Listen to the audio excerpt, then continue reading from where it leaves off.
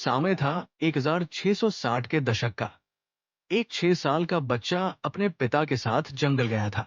बच्चे के पिताजी एक बड़े राजा थे, छत्रपति थे, और कोई अनहोनी न हो इसके लिए ढेर सारे सैनिक उनके साथ थे। तब अचानक से खूंखार जंगली शेर उनके सामने आ गया। तुरंत महाराज और उनके सैनिकों की शमशीर तलवारें बाहर निकल आई। माहौल में अचानक गर्मी बढ़ गई थी, तनाव बढ़ गया था। शेर इनकी तरफ देख रहा था और सबकी निगाहें शेर की तरफ थी।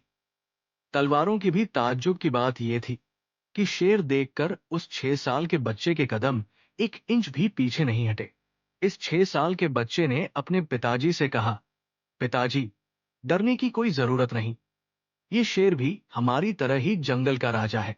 जब ये बच्चा 8 साल का हुआ, तब इसके गुरु ने पूछा, युद्ध में जीतने के लिए सबसे जरूरी चीज क्या होती है?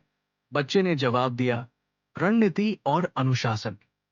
केवल शक्ति से युद्ध नहीं जीते जाते। एक 8 साल का बच्चा इतनी गहराई से कैसे सोच सकता है? आपको क्या लगता है कि इस विलक्षण बालक का भविष्य कैसा होना चाहिए? 32 साल की उम्र में इनके नाखून उखाड़ दिए गए थे, जीभ काट दी गई थी और लोहे की गर्म सलाखों से आंखें फोड़ दी गई थी। क्या आप जानते हैं इनके पिताजी का नाम? इनके पिताजी थे मराठा साम्राज्य की नींव रखने वाले, मराठाओं की आन, बान, शान, परम शूरवीर छत्रपति शिवाजी महाराज। और ये 32 साल के युद्धारगल भी सह रहे थे। ये थे छत्रपति संभाजी महाराज उर्फ छावा। अगर आप सोचते हैं कि वीरता का दूसरा नाम क्या हो सकता है, तो जवाब होगा छत्रपति संभाजी महाराज। इतिहास में कई वीर योद्धा हुए, लेकिन कुछ ही ऐसे हुए जिनका साहस, बुद्धिमानी और बलिदान आने वाली पीढ़ियों के लिए प्रेरणा बन गया। दोस्तों, आज का एपिसोड डेडिकेटेड है छत्रपति संभाजी महाराज को।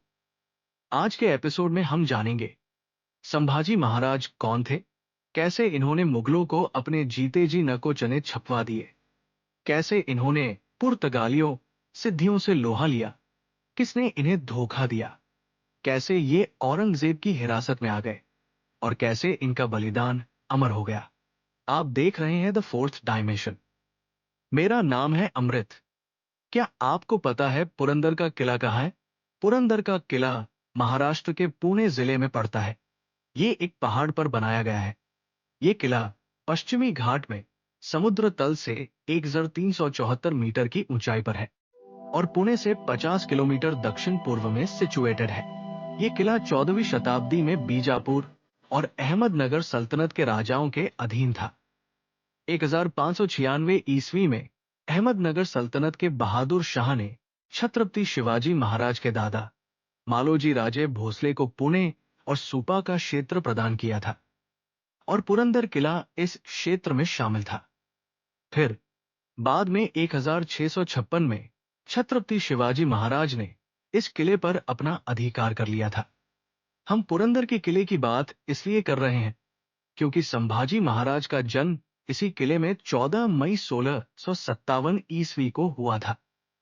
संभाजी महाराज छत्रपति शिवाजी महाराज की पत्नी साईबाई के पुत्र थे। लेकिन क्या आप जानते हैं कि संभाजी महाराज का बचपन बिल्कुल भी आसान नहीं था? उनकी माता का देहांत तब हो गया जब वे मात्र 2 साल 4 महीने के थे। उनकी दादी ने इन्हें पाला पोसा और इनके पर्सनालिटी डेवलपमेंट में दादी का एक बड़ा योगदान भी था। संभाजी की शिक्षा के लिए काशी भट्ट या काशीराम शास्त्री को नियुक्त किया गया था। काशीराम शास्त्री नीति, शास्त्र, संस्कृत और साहित्य के प्रकांड विद्वान थे। हालांकि संभाजी महाराज भी एक बहुत ही अनोखे विद्यार्थी थे। जितनी इनकी उम्र नहीं थी, उससे ज्यादा इन्होंने लैंग्वेज सीख ली थी। कम उम्र में ही इन्होंने संस्कृत, मराठी, हिंदी, फारसी और कुछ यूरोपियन लैंग्वेज भी सीख ली थी। और जिस उम्र में बच्चे शास्त्र पढ़ते समझते हैं, उस उम्र में इन्होंने शास्त्रों की रचना कर दी थी। 13 से 14 साल की उम्र में संभाजी महाराज ने बुद्ध भूषणम की रचना की, जो कि संस्कृत में लिखी गई थी। बुद्ध भूषणम में संभाजी ने एक राजा के लिए क्या करे और क्या न करे के बारे में लिखा। और सैन्य रणनीति के बारे में भी बात की है। 3 अन्य पुस्तकें, नाई का भेद, 7 शतक, नखशिखा, हिंदुस्तानी भाषा में लिखी गई थी। लेकिन इनकी शिक्षा केवल शास्त्रों तक सीमित नहीं थी। इन्हें युद्ध नीति, कूटनीति और एडमिनिस्ट्रेशन के भी दाम पे चाटना आता था।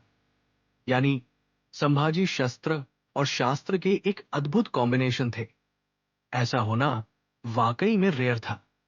हालांकि इनके बचपन में ही एक बड़ी घटना हो गई थी, और वो घटना थी औरंगजेब की धोखाधड़ी।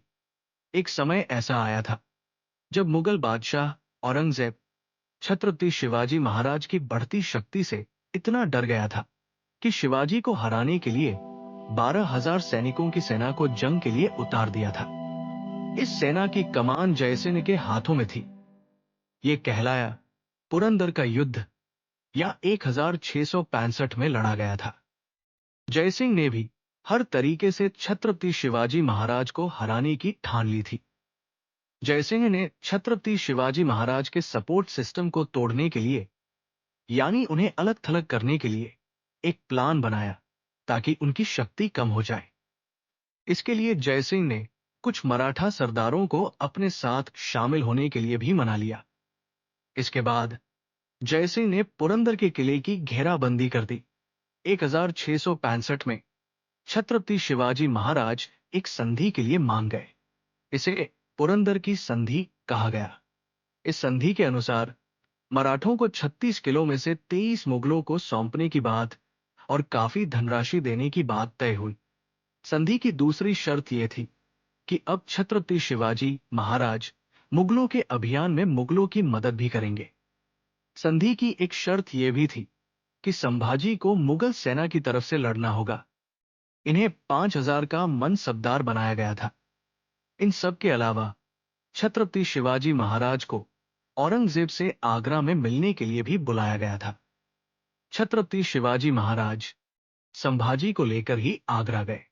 ये था साल 1666, जब छत्रपति शिवाजी महाराज आगरा में मुगल सम्राट से मिलने गए।